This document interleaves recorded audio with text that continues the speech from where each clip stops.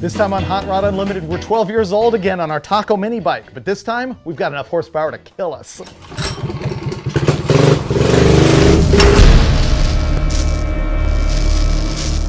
So why is Hot Rod Unlimited talking all about mini bikes today? Well, it's because they're little two-wheeled hot rods, and we all remember them from when we were little kids and had to have one because we probably read about them in a car magazine.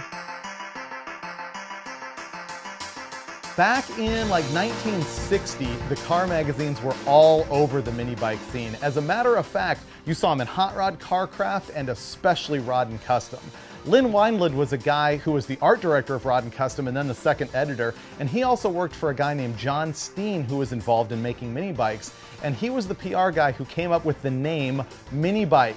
And back then, guys were racing them. There was Go-Kart Raceway out in Azusa, California, where guys were dicing it up on these things in go-karts. It was the scene. It was owned by Duffy Livingston. Also, a guy named Donald Jolly was an artist who worked for Rod and Custom doing freelance illustrations and things, and he came up with that little bean drawing of the taco that you know so well.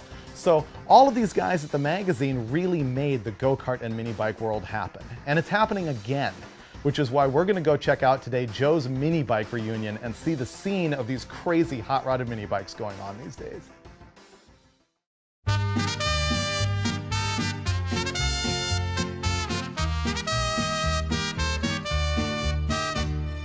Why mini bikes? Because, like, get 20 guys together. 21 of them own Harleys and 22 of them own Camaros. Everybody's got them.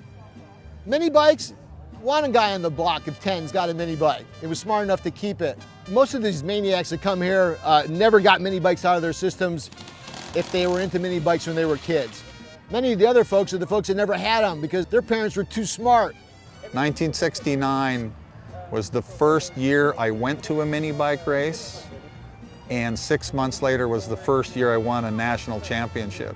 I was three-time world, two-time national mini bike champion, starting in 1969, and my dad thought I was in church in Garden Grove. The people who are now buying the Taco mini bikes it first starts with the men who had them as kids, and when they were young boys. And there's two kinds of guys, either one who had them as a boy, young boy, or the one who wanted one and their parents wouldn't let them have them. So they're both buying them. But what's nice now is they're now buying them for their kids. A whole new generation of kids are being introduced to something that is 50 years old. Parents would like to see their kids balance their life between computer games and getting outdoors. They want that thing that they had. When I was a young kid living in upstate New York, I saved and begged and cried and whined until I got my first mini bike. And I instantly went from the skinny kid in the apartments to the cool guy because I had a mini bike, damn it. And with that mini bike, I got some really good scars. I gained a little bit of independence, and it got me started into mechanics because this is where you learn trial and error mechanics, and this is where you learn that if you don't put the brakes on correctly, you're not going to stop and you're going to get killed. And unless the gas works, you don't go anywhere. And unless the carburetor's clean, it don't start. So mini bikes helped me get started on my path and my love for cars. It's just hot rodding. It's basic hot rodding at its purest, cheapest form. The lawnmower engine, two wheels, doesn't have to look like this, doesn't have to do nothing, can be a chopper, can be, you know, high, low, whatever. Like so many forms of motorsports, the hobbyists, the enthusiasts, the guys who were hot rodding the mini bikes, they were all the West Coast guys. And that's where they were, and that's where they still are. Guys like Dave Miller has his own shop, still to this day building custom mini bikes. Stretch frame mini bikes that go 100 miles an hour. My lawnmower shop buddy had a Kohler 800cc V-twin lawn tractor engine that started out as 29 horsepower, 44 foot-pounds at 5,500 RPMs. So just with turbocharging and a little tweaking on the camshafts and some O-rings in the heads, it's 102 horsepower, 91 foot-pounds at 6,500. I built the frame, fuel tank, seat, and all that in true Bonanza fashion, because to me, I always loved the Bonanza mini bike thing. I have ties to that company from racing for them as a kid, and everybody recognizes that color scheme, those frame bends, that gas tank shape. So yeah, that's where that came from. That model Bonanza would be an SH 1500. That white tank blue frame had a 100cc engine in it originally. I call it the TF for Top Fuel 1500 because it's the same livery on the colors and badging, but now it's just got the fuel motor in it. I think that the simplicity of it is what's so intoxicating and so inviting for our young kids. If we can get them started on mini bikes, we know that they'll all be future Hot Rod magazine readers, that's for sure.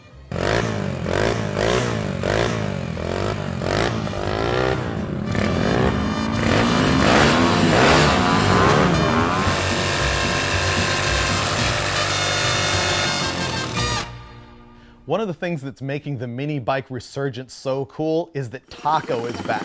It makes you remember when you were 12 years old and your source of wrenching on stuff and hopping stuff up was your mini bike because you couldn't afford a car.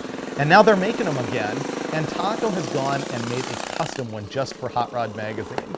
Originally, the Taco bikes were commonly metallic purple. They were really well known for that, but they mixed up a special Hot Rod candy red for this one. And of course, it's also got a wicked little engine in it. This is a Predator 7-horse engine that you can get through Harbor Freight Tools, but it's been hopped up by Taco. They've done all sorts of custom stuff to this thing, some of which you can buy at tacominibikes.com. Others currently are just a custom one-off. For example, this finned side cover, which is sort of mimicking an old finned aluminum valve cover, that's a custom one-off. But from Taco, you can get this gas tank mount, the special header and muffler combo, which sounds really cool and throaty. It's also got a McCuney carb and a special intake manifold and the trick reusable air filter. We're thinking this thing makes almost 10 horse. You ride it up and down the street, and I'm telling you, this thing will throw you directly off the back of the bike. It really is just like 1964 all over again, but with more horsepower. They're cheap to build, or you can go all hanging out with them. It's what hot rodding's all about. Wow, I'm not bleeding yet, but I will be soon. That's it for this time on Hot Rod Unlimited.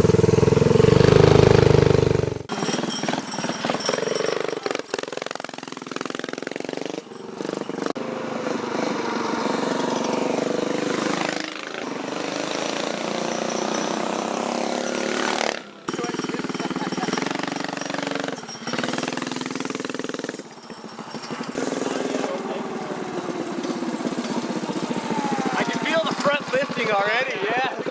Way forward. Well, after a while, it goes from being afraid to, oh, now, oh, dude, now I know exactly what I'm going to do on this one. You just get your hair. The color is cool in the sun. Yeah, it's really good. Yeah. It's a great color. And I feel like I'd have more courage in in dirt, you know, and yeah, because something softer than asphalt. Yeah, because if you go, you're going to go on that.